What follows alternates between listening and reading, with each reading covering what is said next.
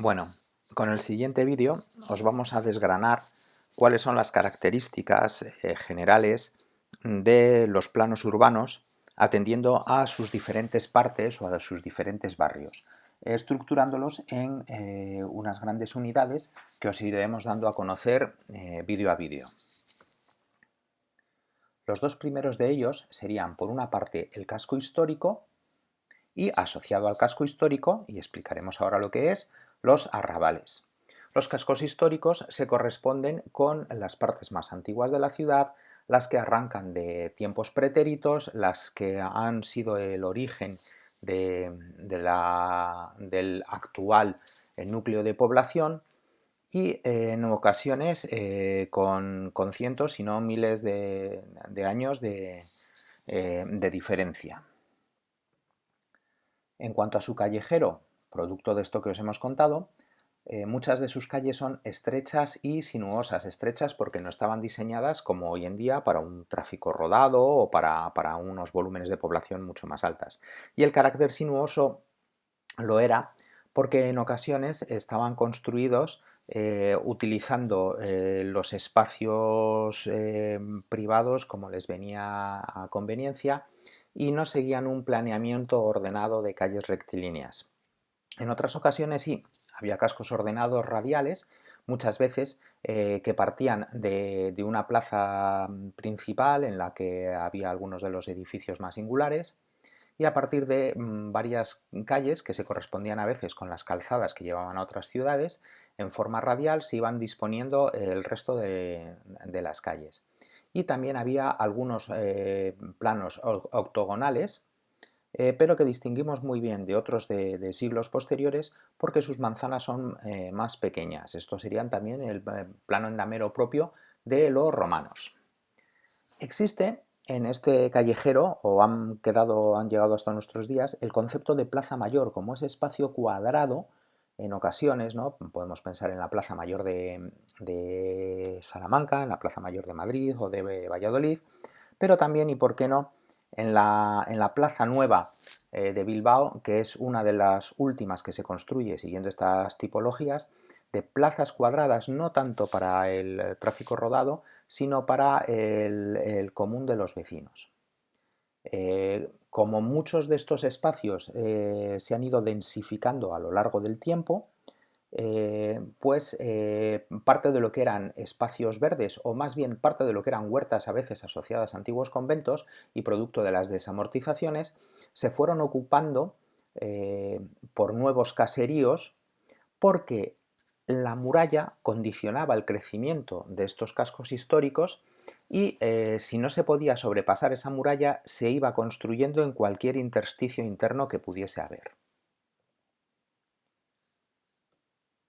Tenemos así estos dos tipos de planos que explicarían perfectamente cómo sería ese carácter sinuoso, caótico prácticamente, o ese carácter en el cual de una forma partiendo de una zona central y a través de algunas calles que nos parecen marcar alguna direccionalidad pero no siempre está muy clara, ese crecimiento ordenado, radial. Los edificios, pues bueno, los edificios en parte de este casco histórico, pues por su carácter, aparecen algunos de los edificios más monumentales, grandes iglesias, catedrales en sedes del obispado, palacios, que han llegado muchos de ellos hasta nuestros días, pero en este casco histórico, y si está sin rehabilitar, el caserío del común eran casas viejas en un sentido casi hasta peyorativo porque carecían muchas veces de equipamientos. Eso llevaba a que la población que ocupaba estos cascos históricos fuese o una población envejecida, una población mayor que ya no había querido desplazarse a otros barrios seguramente con mejores características, pues porque era el barrio de su vida, o porque no tenían recursos económicos suficientes para hacerlo, o cuando estos barrios eran abandonados por parte de esta población, eran ocupados por grupos marginales que llegaban a las ciudades y si no tenían otro sitio donde asentarse, ocupaban estas casas que eran ya os digo, las más viejas, las que no carecían de servicios, por supuesto, no penséis para nada ni en ascensores, ni muchas veces ni siquiera casi en servicios sanitarios, ¿no? Son esos portales que olían prácticamente a humedad. Y visto de esta manera, pues en estas zonas las actividades económicas que predominaban eran pues algunos edificios administrativos que ocupaban parte de esos edificios monumentales, pues antiguos palacios que ahora ocupaba pues el ayuntamiento o sedes de algunas instituciones administrativas, y un pequeño comercio de barrio que abastecía, pues evidentemente podéis pensarlo, a esa población envejecida o a esos grupos que venían a ocuparlo. A partir de la década de los años 80 del siglo XX, parte de estos barrios empiezan a rehabilitarse. Empezamos a ver que son zonas muy apetecibles, pues por su proximidad, por su centralidad, y parte de estos barrios, en cuanto al callejero, la principal característica es que empieza a peatonalizarse. Es un proceso que se intensifica sobre todo en la década de los 90 del siglo XX y en los primeros años del siglo XXI, y que hacen que buena parte de estas calles, que de por sí eran estrechas y sinuosas, desaparezca de las mismas el tráfico rodado. Sigue habiendo esos edificios monumentales, se han rehabilitado otros, con lo cual se están ganando, y no ya solo para usos administrativos, sino también como sedes de empresas. Y los edificios, esas casas viejas, se van reformando, en ocasiones derribándolas enteramente por dentro, con lo cual dará pie a una nueva construcción que contando con todos los servicios mantendrá su fachada. Es cuando se habla de que tiene una protección ambiental. Podéis haberlo visto algunas veces cuando pasamos por alguna zona así en la que vemos una obra, se mantiene una fachada que parece prácticamente un telón, un telón de un teatro, y por detrás de la misma se adosa un nuevo edificio que cuenta ya con todas las comodidades. O, bueno, si el edificio fuese muy singular, contaría con una protección estructural en la cual se mantendría la disposición de los habitáculos, pero contando con todas las modernas comodidades. ¿Quién va a querer ir a vivir a estas zonas? Pues población de nivel económico medio alto o población de nivel económico alto. Es un proceso que se conoce como de gentrificación, ¿no? Bien, deriva del inglés, de los gentlemen, y lo que hace es que la antigua población envejecida o con recursos económicos escasos, o esos grupos marginales que dieron lugar a algunos de estos barrios, que algunos de estos barrios se conociesen como barrios chinos, se van a ver desplazados y van a ser ocupados por un nuevo nivel de población que encuentra muy apetecible esas casas bien rehabilitadas, en zonas peatonalizadas, con determinados equipamientos que se han vuelto a retomar, y pues muy centralizados. Con lo cual, ¿qué es lo que vamos a encontrar ahí? Pues los mismos edificios administrativos, pero aparecen ya esas sedes representativas de empresas, pues determinado tipo de comercio encuentra muy apetecible que su sede central esté en un antiguo palacio o en una antigua casa solariega de las que había en una de estas zonas, ¿no? El comercio pues cambia, aparece ya un comercio de alto nivel, aparecen las franquicias ocupando esos edificios, y aparecen lo que yo denomino de forma un tanto a la pata llana los portales de placas, ¿no? El CBD, el Central Business District de España, que en muchas ocasiones lo podemos ver porque son esos portales en los que nos encontramos un montón de plaquitas antes de entrar, ¿no? Segundo B, médico estomatólogo; tercero C, abogado; quinto A, gabinete.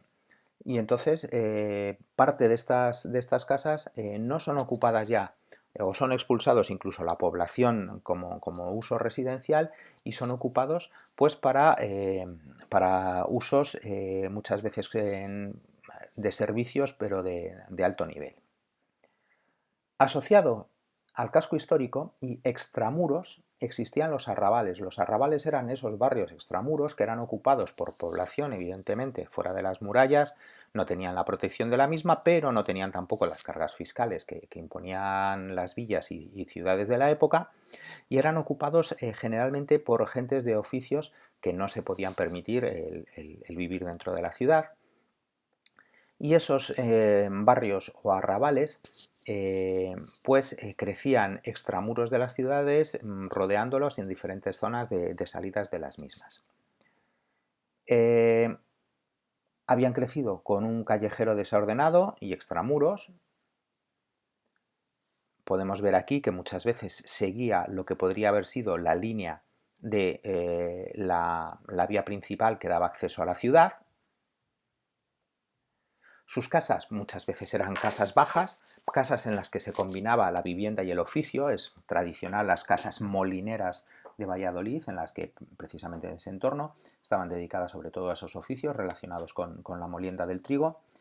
Y en ocasiones pues eran viviendas también asociados a arrabales de labradores o arrabales de pescadores o arrabales de gente que tenía en la propia casa su medio de vida.